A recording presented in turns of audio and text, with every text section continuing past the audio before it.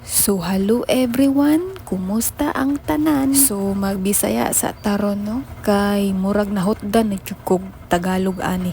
So as you can see, padulong di ay kog charge karon. Kay santi di ay ning panahona. So di ako sa sod sa mall kay naa di ay diri ang among charge. So ang Sunday is importante jud nako. Murag magalti jud ko kung dili ko ka charge ba. Kay need jud nato nga mohatag tag time kay Lord. If dili gani ko kasimba no kay murag kuwang jud ang akong Sunday. Og magalti pud ko nga nung wala ko kasimba. Maong paningkamutan jud na ako nga makasimba jud ko every Sunday. So humana di ay ang preaching. So nihapit usa ako diri sa usa ka mall sa Talisay. Kay gigutom na jud inyong ante.